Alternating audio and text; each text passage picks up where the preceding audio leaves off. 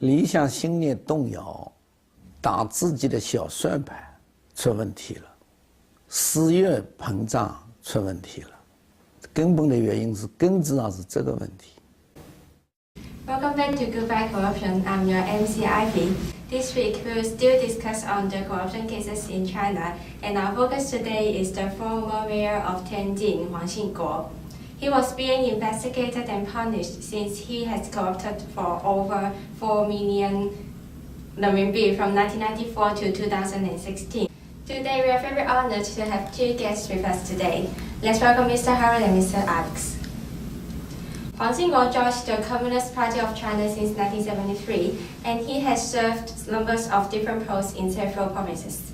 It is believed that he has been receiving benefits from relevant units and individuals, both directly and indirectly, with obtaining project sites, job promotion, and other measures, since he had been the Taichung Municipal Party Committee Secretary of CPC.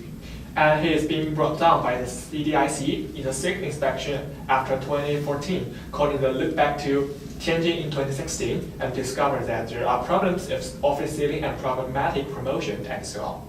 So now comes to the accusation of Huang Xinguo being listed, including serious violation of political discipline and political rules, breach of discipline, breach of integrity rules, and breach of work discipline. And in total, there are 15 accusations listed out, and 4 of them are about property discipline, like taking briberies and misuse of power for individual benefits. Yes, one of the most widely reported of violated discipline is that he bribed the deputy director of the 6th Central Inspection Team, Yuan Weihua, for getting information about other corruption cases being investigated in the Tianjin city and itself. So this is quite serious, right? Yes, so what are the major actors involved in Huang's case? The corruption period can be divided into 2 stages according to Huang's personal promotion from Ningbo, Zhejiang to Tianjin, while he was in Zhejiang from 1989 to 2003, where he was born and brought up. The main strategy he used to produce profit was sending convenience within his kinship by government businessman collusion. He has 4 younger brothers, Huang Xinchang, Huang Xinfang, Huang Xinyu, Huang Xinrong, and a nephew, Huang Hua. Huang Xinchang was a large builder who had different scales of investment in realty.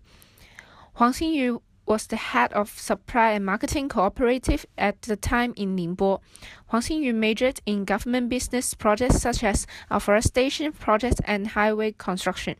By utilizing his office and power, Huang Xinguo provided Huang Xinchang with realty projects which should have been bidden and won by the others.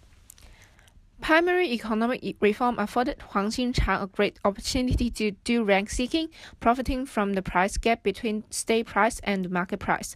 Of course, Huang Xinguo supplied the resources to be sold.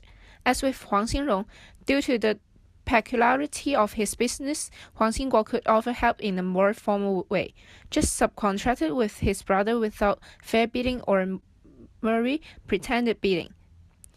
Huang Hua, the principal investor in Rongshan Camp, also benefited from Huang's office and backdoor policies. All profits got from these processes are calculated into the total amounts that was corrupted by Huang Xinguo. When Huang Xinguo was promoted to Tianjin in 2003, all his 4 brothers somehow moved their business empire to Tianjin. Huang Xinyu became one of the partners of Tianjin Riyang Elevator Corporation, and he, together with Zhou Wenqi, has controlled Huapei Corporation Limited since then. Huang Xinguo helped Zhou to run business and received from Zhou huge amounts of properties and money. Huang Xinguo was further promoted to city mayor and deputy party secretary in Tianjin in 2008. He then provided lands for building projects for whom giving bribe and utilized Guanxi practice to seek for further promotion and for selling of offices. It is suspected that he and his boss, Zhang Gaoli at that time, both within Jiang's gang, boosted and exaggeratedly priced each other publicly, and they used the explosion as Tianjin Harbor in August 2015 as a jetty to bargain with Xi, aiming at getting Jiang's presence in the military parade. Sources says that it is because his political inclination that his corruption investigation came out in such a sudden way. In fact, corruption also relied on the support of the circumstances. So is there any favorable conditions that contributes to the surge of corruption, like in the case of Huang Xingguo? Exactly. Corruption in China is supported by quite a number of conditions. One of the typical conditions is the decentralization of power in China. Major development and appointment are then determined and decided by the local head officials. This provides advantages for local officials to easily abuse power to appoint supporters or relatives to enter the government or get involved in big business projects. Meanwhile, economic growth is another big condition. China went through rapid economic reforms since the reform and opening up policies adopted in year 1978. Introduction of private market, dual price system, and economic decentralization separated individual and collective properties. These provide motivations and chances to consider personal gains from the incompetent economic loopholes. But their plan won't be succeed if there is a system to monitor all the executive and legislative progress undergone by the local government. Yes, I agree. And the problem of the incompetent supervision system in China is prominent. Local officials are granted high authority over local affairs without monitoring system from the central government, which serves a favorable condition allowing high government officials get access to everything and even easily and intervene into the supervision or judicial independence. So it seems that the lack of military system actually creates a wall for protection for the corruption in China, and this might be a great hindrance for the central government to combat corruption. Indeed, another worth mentioning conditions is the deep-rooted Guanxi culture in China.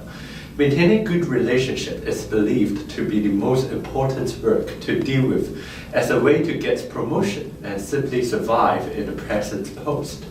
Therefore, bribery becomes common and reasonable that local government officials and businessmen try to build connections by giving gifts and luxuries. Huang Xingguo's corruption is rather serious, and he was sentenced to an imprisonment of 12 years. So what else do you think can the government do to prevent similar cases happen again in China? Firstly, we think that transparency of government is very important to alleviate the problem of corruption at first step. Allowing others to know the corruption conditions of your own country authority is very important for the country to step into advancement. So, how can we make a more transparent government of great importance? I agree with your points. We can establish a public opinion survey to alleviate corruption. The survey serves as a useful tool to articulate citizens' opinion and let the government know about citizens' perception about the corruption situation in the society.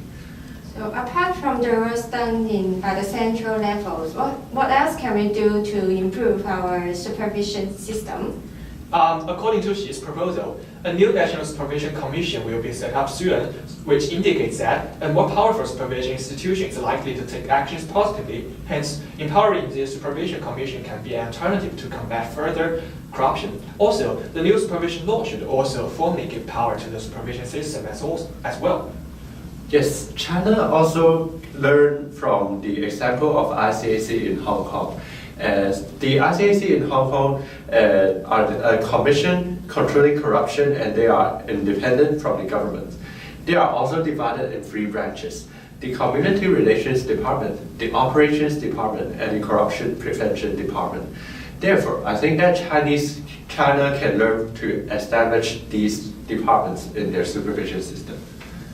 Thank you for your precise suggestions on alleviating the similar corruption cases in China again. Thanks for watching. See you next week, same time, same channel.